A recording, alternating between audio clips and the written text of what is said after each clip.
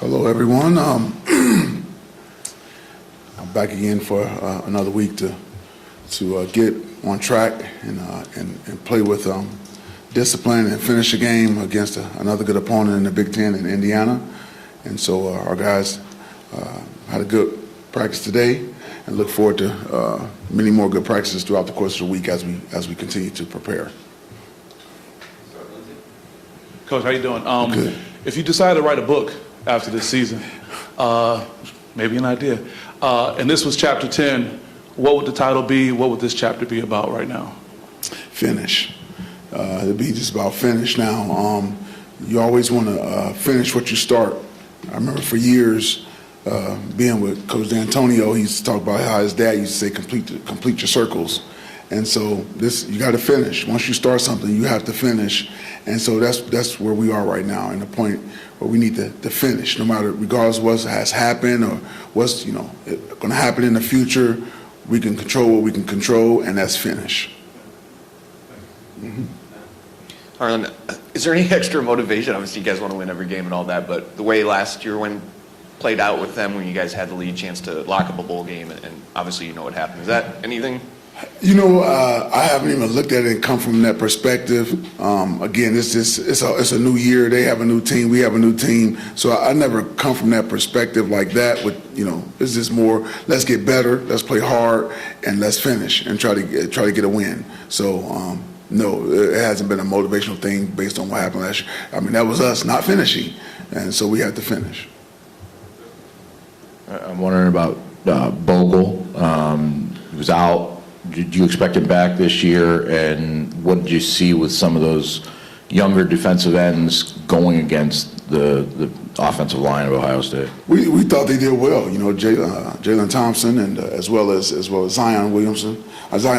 Sorry, they did Williams. I'm thinking right, but they did a really good job. And so going to be really, really good football players. I mean, that's a lot. How many reallys? Was that 2 or 3? But they're going to be really, really, really good football players. And they held their own. And Bogle, he'll be back this week. He'll be back this week. He was at practice today even. Yeah. And Talley also played a little bit of place in the defensive tackle earlier in the year, played the GM. How's he been doing along? He's been coming along well. Like you just said, he's been playing some D-tackle, and we're trying to beef him up a little bit, but he's naturally, his size-wise, is more of a defensive end, and another guy that played well for us. He did a good job. You saw he made some plays. I think he had a tackle for a loss or whatever, but did a good job for us. So it's a promising defensive line front if we can all stay together and keep moving forward. Now that you've had time to watch the film, what have you seen with the offense and why it keeps stalling, and what can you learn from the last game and apply it to the upcoming one? It's what I thought. It's always one guy here or there with the execution piece, just finishing their job and doing their job with great execution and getting it done. So it's always this one little thing, and you're like, man, there it is. If we just execute. So we just keep talking great attention to detail, and then finishing and doing your job at a very high level consistently. And you just got to keep preaching it to them until they get it. Harlan, I guess it's been determined with you and Sam that Levitt will redshirt. So you're in a precarious position if Caton goes down. Noah's not ready yet, right? You're in a situation where Scorfar would have to play, even though clearly he's not ready, correct? Yeah, Scorfar would have to play. We may have to get you as well ready, Fred. I'm not ready. Yeah, come on, Fred. You can't do this like that. No, but we have some other options. We have some options that worst come to worst, and if we have to, whatever, we'll figure it out. There's some other things that we could possibly do, and hopefully it doesn't get to that. But Kim is not ready. No, he's not ready. He is not ready. No, and he's still healing up. I'm not sure about that. We'll see. Sticking on the availability front, when Trey missed the last 2 games, Jerron was out Saturday, so two of your top receivers were out of unavailable. Do you expect either of them back this week or this season? Probably Ron. I'm not so sure about Trey, but Ron, we should hopefully get back soon. Not exactly sure when, so we just have to keep seeing. And what's your kind of overall view of Indiana and what you've seen from them this season?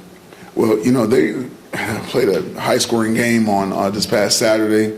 Quarterback, was throwing a lot of back shoulder fades this past. We just kept throwing it and throwing it, and they ran the ball well. He's a big guy that run. He had a nice touchdown run where he got stoned by a couple guys and stayed on his feet and kept on going and got a touchdown.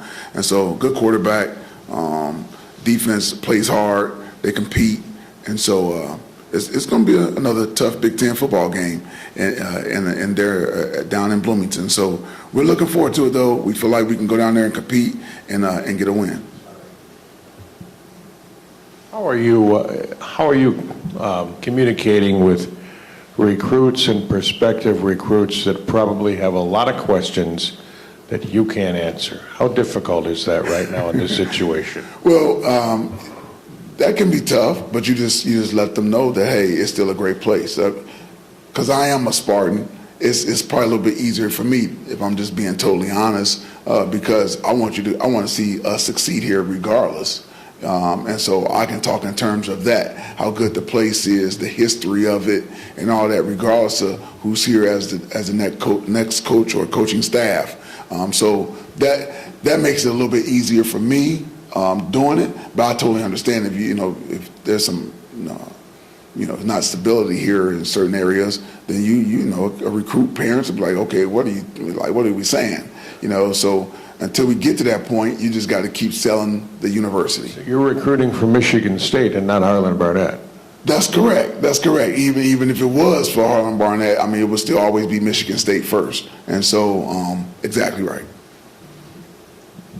With Jaron playing, as most we've seen him all season this past week, how much did that change just the dynamic in the backfield where Nate doesn't have to take as much of the burden, and what that does for you guys in the run game? Oh, it helps us out tremendously because Nate doesn't have to carry the whole load, so to speak. And Jaron's a really good back, and he seems like he's getting his feet up underneath him, no pun intended. But he's really hitting a hole. He's quick for a big body guy, and we're fired up that he's playing for us now and getting some time. You mentioned after the game, playing for pride is the goal for these guys. I'm just wondering, through one practice of the week, how did you see that reflected? With Indiana not being maybe the same carrot that a number one Ohio State or a Michigan or something might be, did you see that message playing out, I guess, in the body language of those guys? Yes, I saw our guys come out there today, locked in and focused on the attention to details that we've been talking about, and as we start giving them pieces of the game plan today, that they were doing well. We had a meeting, watched it a little bit on film, did a walkthrough, and then actually went and practiced. So you get a chance to see it 3 different times of what we were trying to get accomplished, and they were on task and focused today and getting it done. So it's not tough to get. The way these guys are, they're so resilient. They just bounce back and be ready to go and let's play football. I talked to them about just getting better as a football player. You're still getting a chance to play a football game, and there were 12 guaranteed games on the schedule before the season, and that's what we prepare all season for. So we still have 2 to finish out on, so back to finish.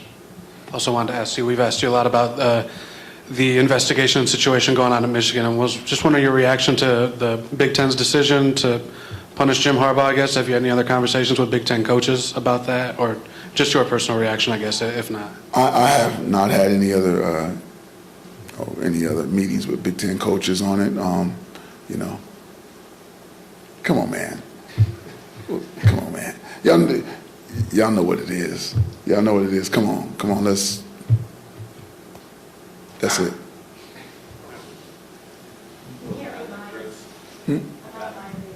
You're not a mind reader?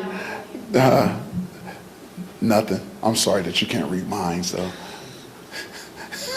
Harlan, obviously you can't go back and change the past, and you never know what's going to happen. But looking back on it now, would you maybe have used Sam a little bit differently in the situations to get the most out of him and keep the option to redshirt instead of maybe playing in Maryland late, this and that, just kind of. I got you. Monday morning quarterback. I got you. So That's always hindsight, 2020, right? You know, I thought about that actually at one point. Like, do you try to save him for the last 4 games? Who knew this was going to happen? And so he did. We did what we did. He played when he played, and you can't go back and change it. So keep it moving forward. I'm wondering with Tom Allen's team with Indiana, they've given you guys good games. I mean, over the last 7, 8 years, however long he's been there, but. What are you seeing with this group, and particularly coming off that game that they had over the weekend where it goes to overtime? They're putting up a lot of points in kind of a track meet there. You still see what his teams do, and since he's been there, what I've noticed, they play hard, and they're going to continue to fight. And like most Big Ten teams, but they're going to just keep playing and fight to the very end. And so, again, for example, our game last year with those guys, but like you said, since he's been there, those guys come to play. I know he really preaches the love thing to them down there, loving one another, and it shows up on film. That's how they play, and so we're going down there expecting a tough, hard-fought game.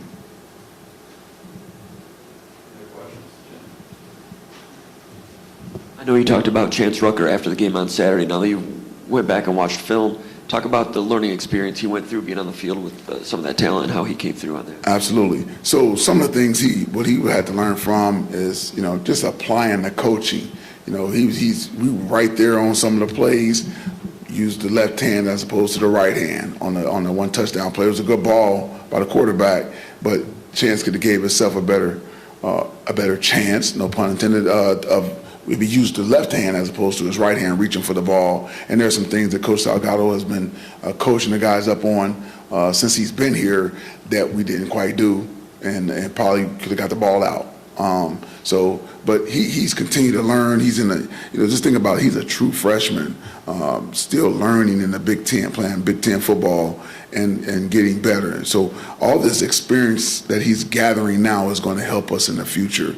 And so, he continues to improve and get better, but in the off season, he knows he has to get, a little bigger, stronger, faster, and he'll be just fine. He'll be fine. Seems like he has a real effervescent personality, like positive, excited for what's next. How do you describe his personality? He does. He's a quiet young man. Doesn't say a whole lot. Very quiet. But that's good. That's good to hear. But he's a quiet kid. But that's gonna come with confidence. He's gonna even talk even more because he knows he has to. I always tell those guys when I was a coordinator and as a defensive coordinator and just DB coach, but a great defense is a loud defense with their mouths and with their pads. So you should hear a great defense at all times.